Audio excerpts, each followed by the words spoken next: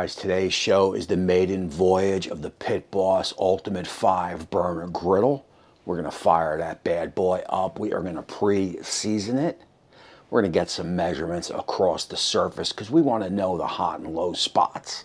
And then it is ribeye steaks. Oh, this is going to be good. So look, this aims to be a pretty action-packed show. And right off the bat, the first thing you want to do is fire up the Pit Boss. You just kind of want to peek under there till you get to know the pit and make sure as you're turning them, especially on first light, make sure everything is lighting up, everything is working good.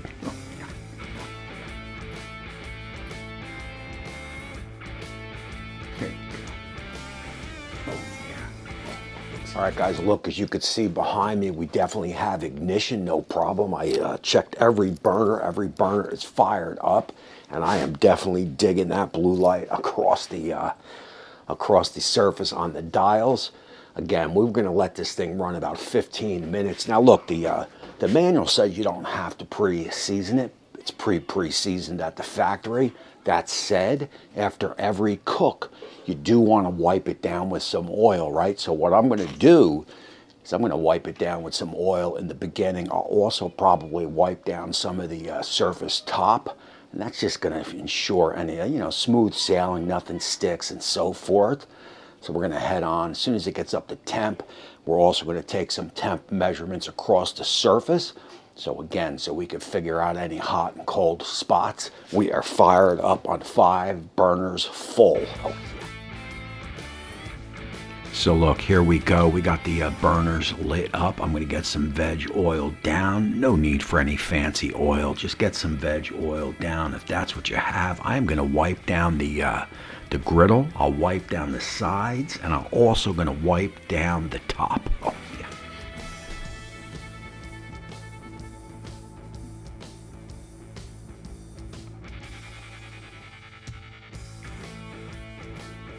At that point, we will just let the pit run for about 15 minutes, high across the board.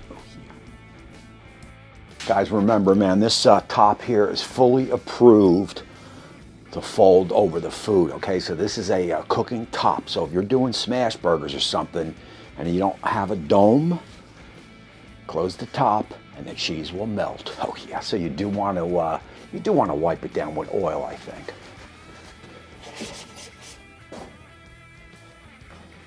Yeah, now let's see how hot she'll go.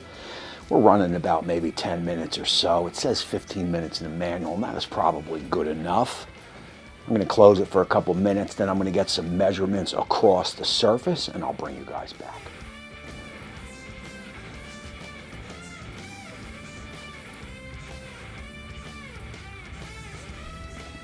You know, just like any pit that you may have in your backyard, you got to know the hot spots. You got to know the cool spots. If you don't have one of these infrareds, check out the link in the show notes down below and pick yourself up one. All right, guys, look, man, we are up in over 600 degrees, okay? The hot spot is definitely over here, which works out good because that is where the grease thing is. And I like to keep the cool spot over here as more of a warming spot. So when I run my pit on something, I may have the first 4 fired up, or maybe the first 3 fired up, and the 2 on that side there I'll have low, because when I'm cooking, I want to keep stuff moved over and warm. So look, man, 600 degrees, oh, this thing is plenty hot to sear. Oh yeah. Man, we are losing daylight, so let's fire this bad boy up and cook us some steaks.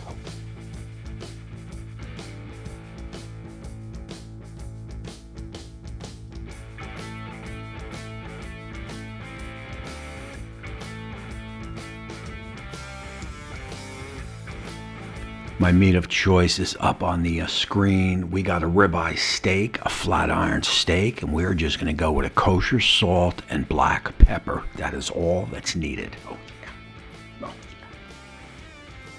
yeah. That's it.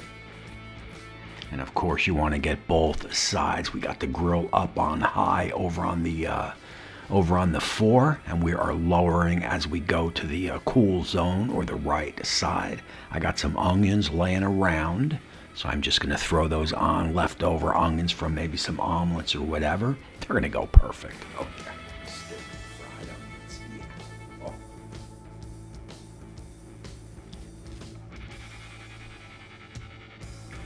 And you can see my dials turn down low on that side, and I'll adjust as I learn the pit. Oh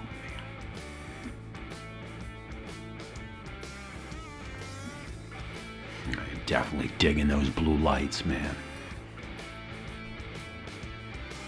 Those are what we call Molly snacks, right? Molly is on she's on a little doggy diet, so her treats are green beans. We have plenty already cooked, so hey man, I am just gonna throw those on.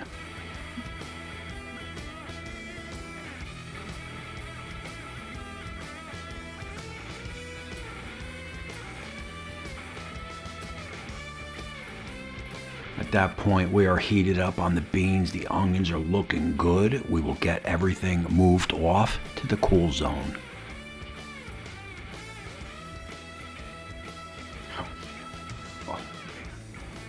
Look, anytime I introduce new food to a griddle, I like to just get a little bit of oil on the paper towel and just kind of wipe it down. I don't want to mesh all those flavors. I like a clean surface at the start of everything.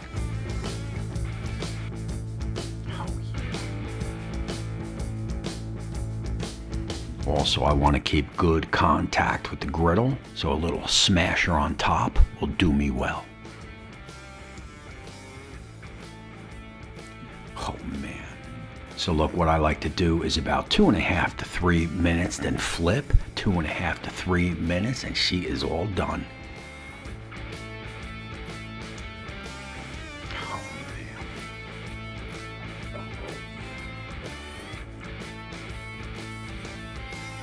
You know, sometimes there are no words.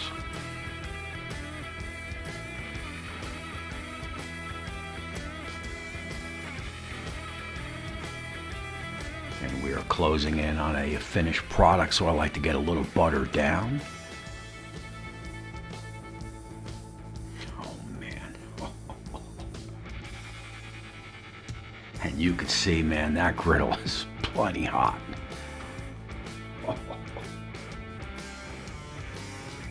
I mean, the question whether this bad boy can sear smash burgers had been answered. Oh, man, you bet it has. Oh.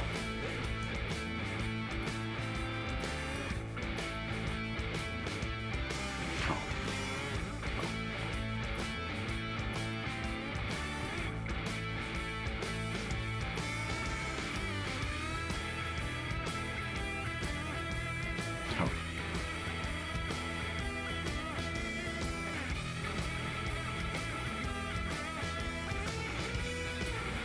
Guys, look, man, I appreciate you checking out this first cook on this Pit Boss Ultimate 5-burner griddle. We're going to have plenty more coming, trust me. But for now, we will just give a little slice, little look. I mean, look at that juice. Oh. And take it in for some closing thoughts. Oh, wow.